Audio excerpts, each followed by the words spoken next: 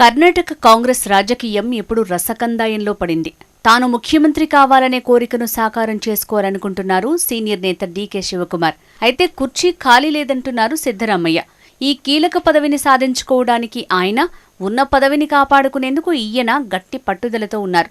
పార్టీలో ఇద్దరూ కీలకమైన నాయకులే. రెండు వైపులా బలమైన లాబీయింగ్ శక్తులు ఉన్నాయి. కాంగ్రెస్ అధిష్టానాన్ని ప్రసన్నం చేసుకోవటానికి, అగ్రనేతలను మెప్పించటానికి ఎవరి ప్రయత్నాలు వారు చేసుకుంటున్నారు.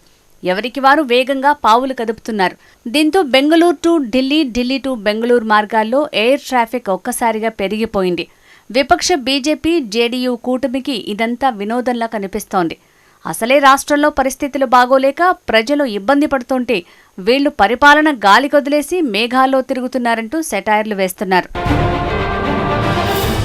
కాంగ్రెస్ పార్టీ నాయకులు విపక్షంలో ఉన్నప్పుడు కలిసికట్టుగా ఉంటారు. కానీ అధికారంలోకి వస్తే మాత్రం ఎవరికి వారే అన్నట్లు గ్రూపులు కట్టి తమలో తాము పోరాడుకుంటారు.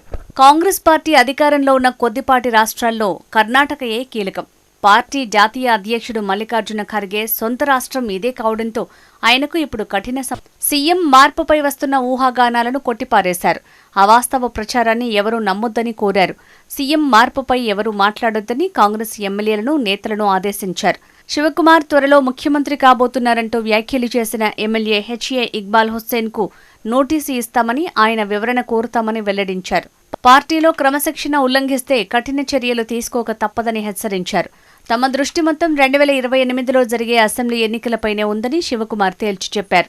తన గురించి ఇతరులు మాట్లాడటం తనకు ఇష్టం లేదన్నారు. కర్ణాటకలో సీఎంగా 5 ఏళ్ల పాటు తానే కొనసాగుతానని ముఖ్యమంత్రి సిద్ధరామయ్య పలు సందర్భాల్లో తేల్చి చెప్పారు. నాయకత్వ మార్పుపై వస్తున్న ఊహాగానాలను ఆయన కొట్టిపారేశారు. డీకే శివకుమార్ను ముఖ్యమంత్రిని చేయడం కోసం తనను కాంగ్రెస్ హైకమాండ్ రాజీనామా చేయమని కోరినట్లు జరుగుతున్న ప్రచారం పూర్తిగా అవాస్తవమన్నారు.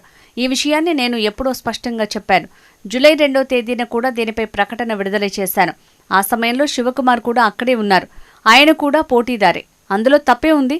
కుర్చీ ఇప్పుడు ఖాళీగా లేదు అని ఆయనే అన్నారు అని పేర్కొన్నారు. నాయకత్వం రొటేషన్పై పార్టీ హైకమాండ్ టైమ్లైన్ లేదా సూచనలు ఏమీ చేయలేదన్నారు.